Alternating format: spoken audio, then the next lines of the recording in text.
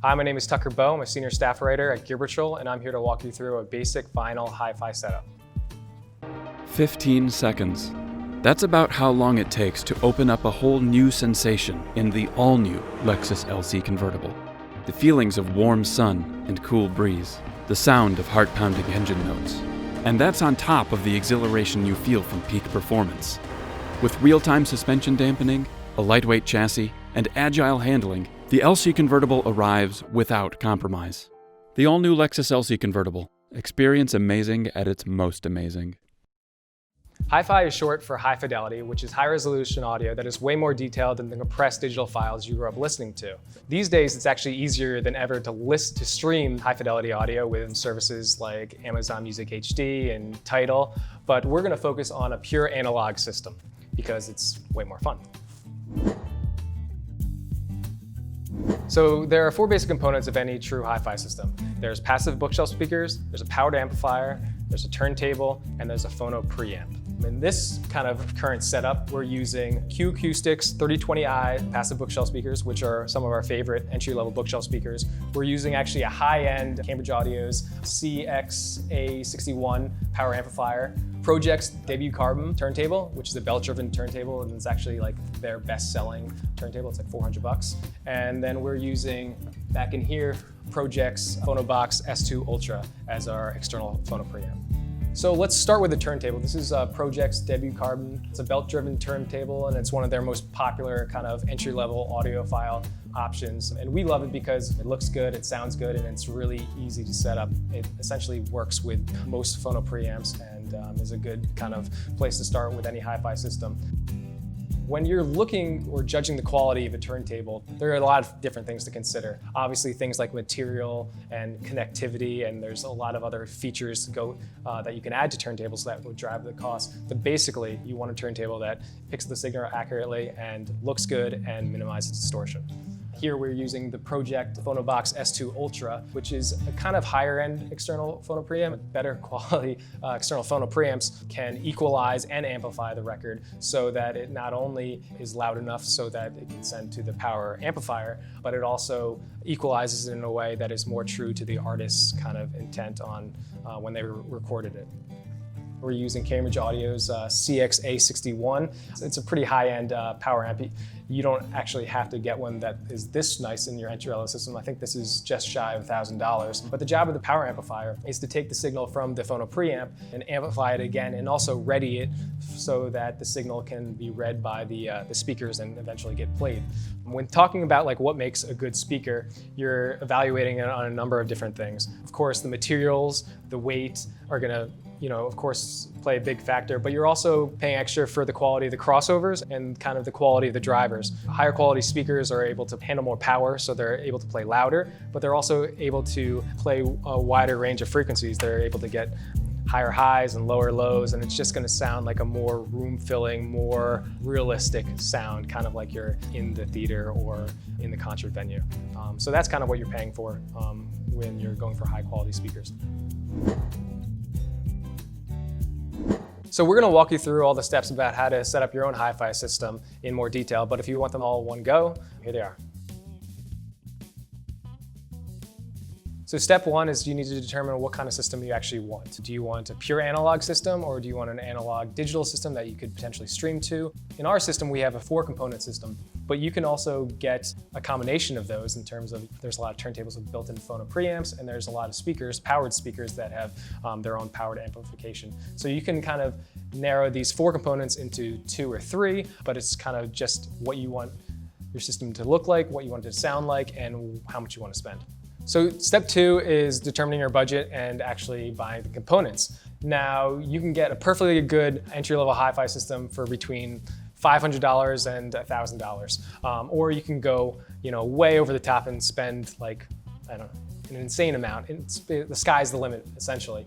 But a general rule of thumb is that around 30 to 40% of your budget should go to your speakers. They're the the component that you actually hear. And then about 30–40% of your budget should go to your turntable because it's the thing that actually picks up the signal and looks cool and also plays a vital role in sound quality. And the remaining percentage, 40–20% of your budget, depending on how much you have left, should go to your phono preamp and your power amplifier. Now those are just general rules of thumb, but it's a kind of a good place to start. So step 3 is you want to arrange the components to minimize distortion. Essentially, everything in a hi-fi system can affect the other components, both positive and also negative. Vibration and distortion is the enemy of hi-fi. If you play the music too loudly and the speakers are on the same surface as your turntable or your power amp, it causes them to shake and it's going to have a ripple effect on all the other products. So for the best possible sound, you want to arrange them so that they don't negatively impact the other components that are in your system. Ideally, in this setup, I would have these speakers on separate floor standing stands, and I would have the power amplifier and the turntable kind of separated so they're not one on top of the other, so that like if this shakes, it doesn't shake the turntable, which could also cause the stylus to shake and just have a negative reaction. Step 4 is let's talk about where to actually place the speakers so that they sound the best. A general rule of thumb is you want the speakers to be around 2 to 3 feet away from the wall. That way you get good bass and a wider sound stage. In terms of where you should place each speaker relative to one another, a general rule is you want bookshelf speakers to be around 4 feet away from each other. And if you have floor standing speakers, you can widen it up to around 8 feet. Ultimately, you want the tweeter of the speakers to be about the same height as your ear. If you research speaker placement a lot, you'll come across the term like equilateral triangle. And essentially what that means is it's the 2 speakers in relation to you, the listener, where you're actually hearing the music. And you want to be perfectly positioned in the middle of the speaker so that the left and right channels both reach your ears at the same time and it's going to sound the best.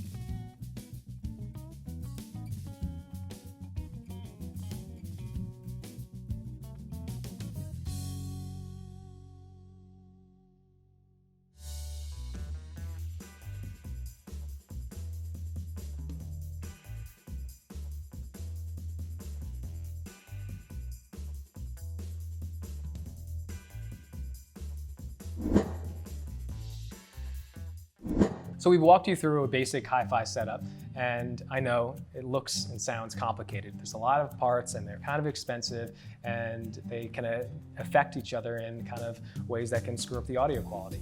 But that's also the beauty of getting into hi-fi. It forces you to care about the different components and ultimately pay more attention to the music. You can't just press a button and music will play. You gotta, move the tone arm, pick out a song, and then lower it, and there's this little anticipation before the music starts, and then it goes.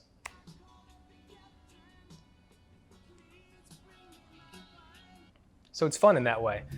Another thing to kind of consider is that listening to these hi-fi tracks on vinyl might actually not sound as good as if you kind of stream on Tidal or Amazon Music HD, or even if you listen to CDs, because those are digital files that have been remastered and sound super crisp and super clean. With vinyl, you're getting that little scratchiness, you're getting the pops, you're hearing all the imperfections as the stylus picks up when it's reading the record, and that's also part of its charm as well. It's nostalgic and sounds familiar to some people, and you're listening to music the way that like your parents used to listen to music, and that's fun.